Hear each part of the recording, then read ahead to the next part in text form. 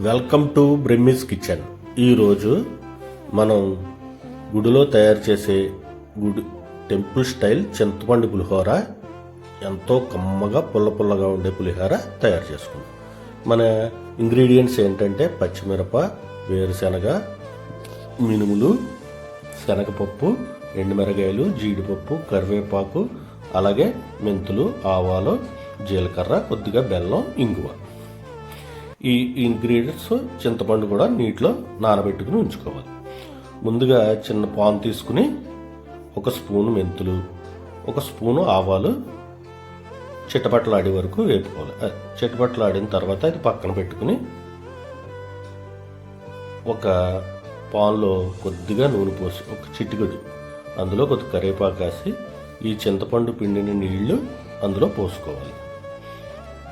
తర్వాత ఆ నీళ్లు అలా మరుగుతూ ఉండగా, నీళ్లు మరుగుతాయండి, ఒక పసుపు స్పూన్ వేసుకుని అది ఇప్పుడు మరిగిన తర్వాత మనం మూత పెట్టేసుకుందాం. మరిగిన తర్వాత కొద్దిగా ఇంగువ వేసుకుందాం. ఇంగువ వేసుకున్న తర్వాత అది చూసారా మరిగి చిక్కగా అయింది చింతపండు గుజ్జు. ఇప్పుడు ఈ చింతపండు గుజ్జులో మనం ఒక 4 స్పూన్ల వరకు ఉప్పు వేసుకుందాం. ఇది చింతపండు పులిహోర కదా, ఉప్పు ఎక్కువే పడుతుందండి, అందుకని 4 స్పూన్ల వరకు ఉప్పు వేసుకుందాం. కొద్దిగా తరిగిన బెల్లం వేసుకుందాం. తరిగిన బెల్లం వేసుకుని ఒకసారి అంతా కలిపి, అది వేడికి బెల్లం కరిగిపోద్దండి, దాన్ని తీసి పక్కన పెట్టుకుందాం. పక్కన పెట్టుకున్న తర్వాత ఇప్పుడు పాన్ తీసుకుని అందులో ఆయిల్ పోసి, కొద్దిగా ఆయిల్ ఎక్కువ పడద్దండి, ఎందుకంటే మనం దగ్గరగా 1 కేజీ బియ్యం సోనా మైసూరు బియ్యానికి చేస్తున్నాం కాబట్టి ఆయిల్ వేసుకుని ముందుగా వేరుశనగ గుళ్ళు వేసుకోవాలి. వేరుశనగ గుళ్ళు కొద్దిగా వేగుతుండగా ఇప్పుడు మినపప్పు, శనగపప్పు కూడా అందులో వేసుకుని ఒకసారి కలుపుకుని అలా దోరగా వేపుకోవాలి. వేపుకున్న అలా వేగుతూ ఉండగానే మళ్ళీ మనం కొద్దిగా జీడిపప్పు వేసుకుని అల్లం ముక్కలు చిన్నగా కట్ చేసిన అల్లం ముక్కలు కూడా వేసుకుని ఒకసారి వేపుకోవాలి. వేపుకున్న తర్వాత ఒక స్పూను ఆవాలు, ఒక స్పూను జీలకర్ర వేసుకుని మళ్ళీ ఒకసారి దాన్ని చక్కగా కలుపుకోవాలి. అలా వేగుతుండగా మంచి స్మెల్ వస్తుంది చూసారా, అలా చక్కగా వేగుతుంది వేరుశనగ నూనెలో. ఇప్పుడు అందులో ఎండుమిరపకాయలు, కరివేపాకు వేసుకుని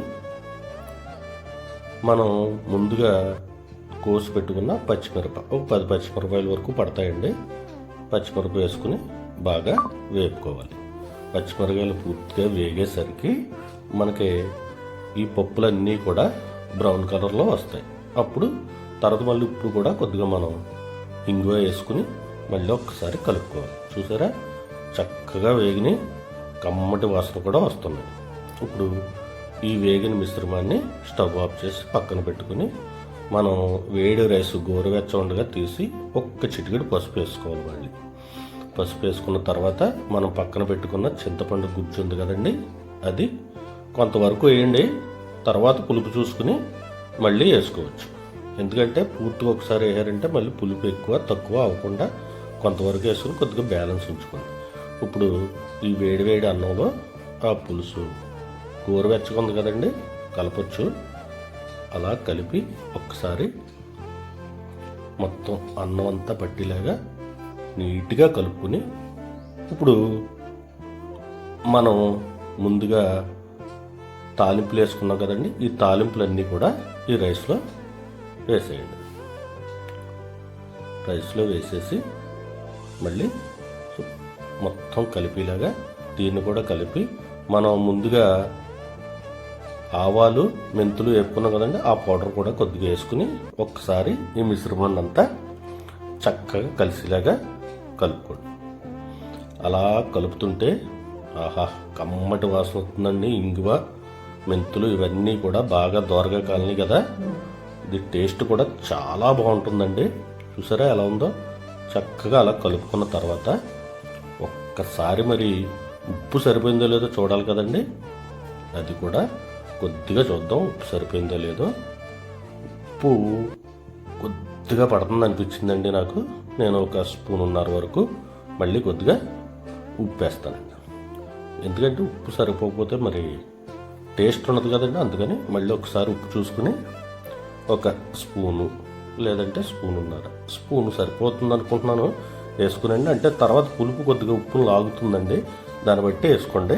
ఇప్పుడు దాన్ని అలా చక్కగా కలుపుకుని, ఈ టెంపుల్ పులిహోర టేస్ట్ ఇలాగే ఉంటుందండి. ఎందుకంటే మనం ఆవాలు మెంతులు చక్కగా వేపి పొడిని చేసి వేసాం కాబట్టి ఖచ్చితంగా టెంపుల్ టేస్ట్ వస్తుంది. అందులో ఇంగువ కూడా చక్కగా పడింది.